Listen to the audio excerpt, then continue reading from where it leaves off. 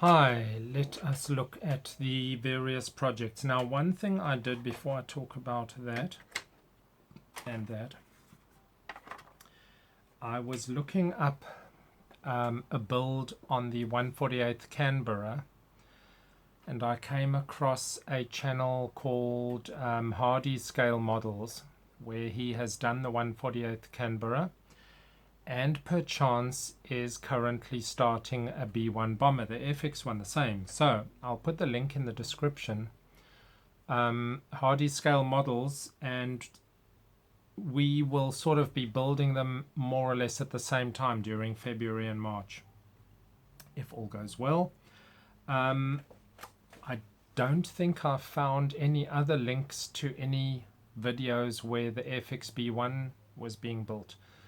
I'm sure there must be. I can't imagine that nobody has done a video on the Airfix B1, but let me know what you've spotted if you have searched for that yourself. Otherwise, we will have our videos showing our builds. Now, I will be doing my other B1 at some stage after that, which I assume might still be this year.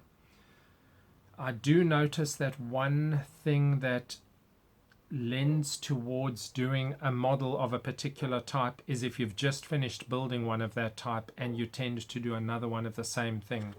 It's certainly been true of me for a number of things. So, okay, before I get to that, Shackleton. Yes, there was something I did want to speak about this. The two Bombay doors I did like this, so I glued them together. Now that's thankfully one place you don't need to do filler, because there is in fact that line, even though it's not as grossly exaggerated as that. It's okay. But I positioned it more or less to the correct to fit to that curvature, and then strengthened it greatly with a whole bunch of those. There was a fair bit of fitting and ensuring that this would get in at the time. So having glued more than half of the fuselage, I can at least test fit that, and I know that that'll go in very well. So that's not a major problem at all. Just need to ensure that joins on a nice flush join there. So I glued this long stretch as the starting one and left that for a whole day, but in doing so I did have to sit and ensure that my joint line, which you're not going to see at that angle, and you might see at this angle, but really they join as flush as can be. But despite doing as flush as can be, what you have is what is supposed to be the top of the fuselage joining exactly like that. What it actually does is it has this slight dip. Now, I have spoken about, possibly putting in sprue to force the fuselage up so that you don't get that. In this case, that wasn't really an option, and it's very slight. So what you do have is this almost continuous, and it's also a little bit wavy. If you look down the fuselage against the light, you do notice that this is a very aged molding and kit quality. So, compared to, for instance, the Canberra that I was looking down, more or less the same length of fuselage, and the Canberra was very, very smooth.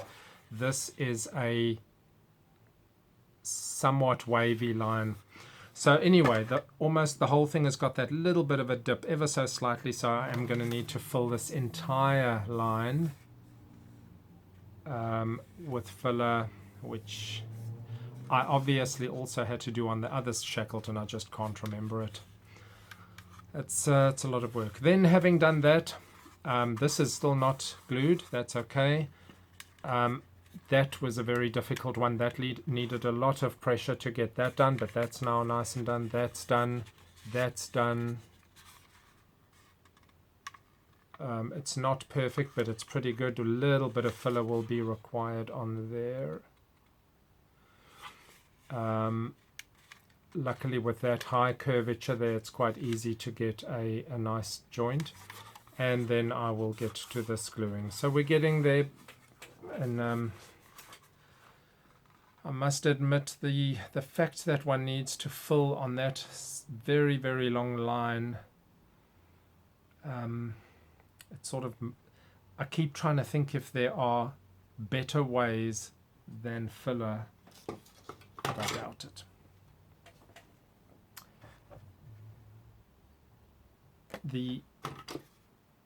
The actual sitting, holding it and pressing it to ensure that it does actually give you your best mating surfaces, it takes sort of 30 to 45 minutes while it's gluing.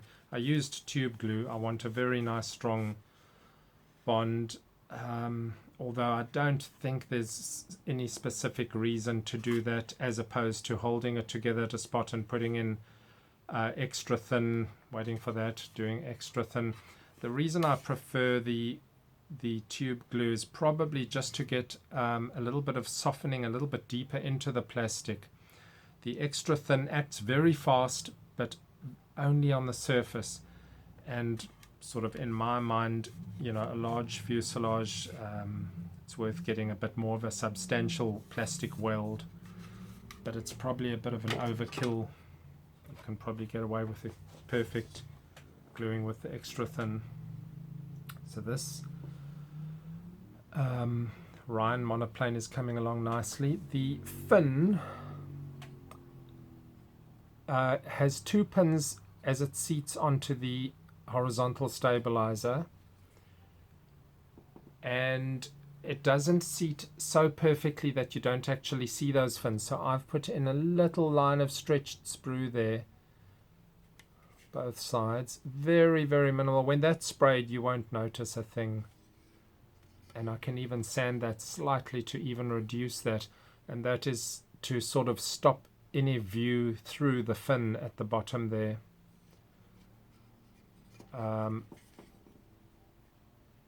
When you stretch sprue and you've heated it up, the more heat the thinner it goes, of course, but as you stretch it out, if you are experiencing that final tightness near the end, if you're doing not the most thinnest form of stretched sprue, and you continue that pressure, then when you release it, very often curls due to the stresses.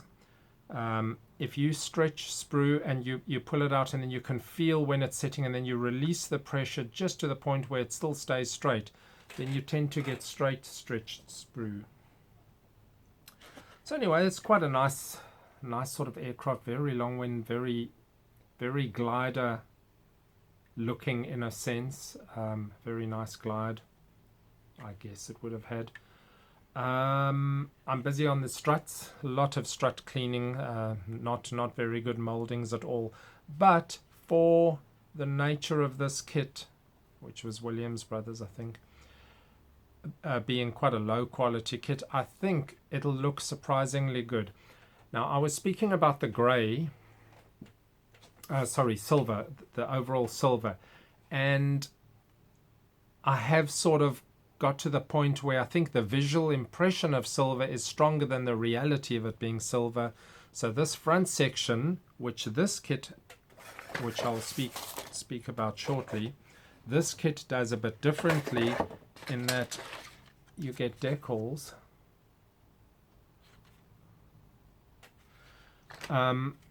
And this one's got texture, which I have to paint. This one's got a whole lot simpler decals. It's got really only the letters and the writing. So it'll be interesting to actually look at the difference, but I think this one's going to turn out very well. So overall color, what I am going to do is a grey that is close to silver. So I suppose I'll be looking for a grey that looks like that. And I might mix in the slightest hint of silver just to give it that little hint of effect. But the front section will be the more shiny, polished metal and I might be ready to spray that in a day or two.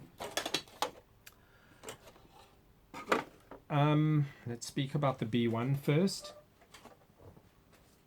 So that this is what I hadn't shown you before.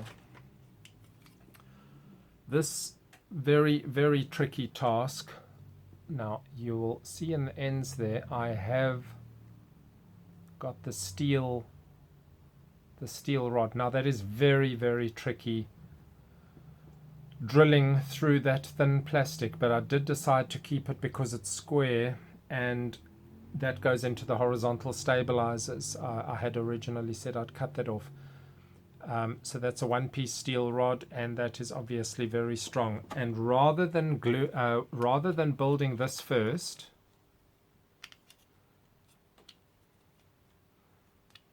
where that'll then be hidden, what I would like to do is show you in a video. So that's just what it looks like in there, and it's quite nicely done. I don't know if they intended that or if it's just accidental, but it has resistance, so it fits in such a way that it's not free turning, and that's great because you don't want your all moving tailplane, your flying tailplane, to just flutter at the slightest touch. You sort of want to almost be able to move it to a position and it'll stay there until you move it again. Now I don't know if that'll actually play out in the final build, but it looks like it might do that. Another option that you could do is very simply build in onto that on the inside something that just touches it, like a small piece of, I don't know, almost an eraser type of thing, although I wouldn't recommend putting an eraser in there because I don't know if you've seen erasers melt plastic in the long term, but if you put something in that sort of resists random turning, then you could sort of have an all-moving tailplane that is movable but stays at a setting a bit like, well, my Phantom. The Phantom sort of relies on one of the sides at least touching the fuselage, so actually the Phantom is a little bit too movable itself, and I hadn't thought about putting in a little friction item in there. But what I want to do is, before I glue this, I want to do those horizontal stabilizers, and I want to mount them on there to show you the strength of this steel pin on the inside here, such that I'd be able to hold the end of one and sort of wiggle it, and you see the rigidity that this gives. But I will admit that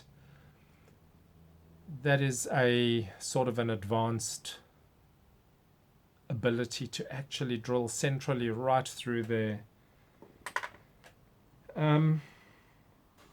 Spraying these and all of the veins that go on there is sort of one of the next tasks. So apart from gluing the halves, spraying internals for the engine nacelles.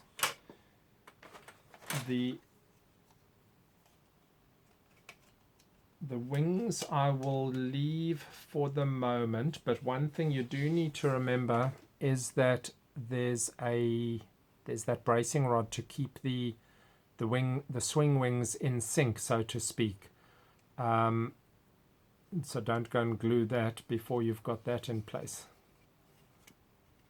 But I will first finish the tailplane section. Okay, I know the fuselage isn't in here and the horizontal stabilizers are out, but you know, for a big aircraft, it's not a complicated kit. Okay, and to end with, for this video, or almost to end with, I want to just, even though I have looked at it before, I just want to look again at this one and just see what sort of improvements we might have and what more enjoyments in the build. The decals definitely look much nicer. Even those, I really do like those, all the flags.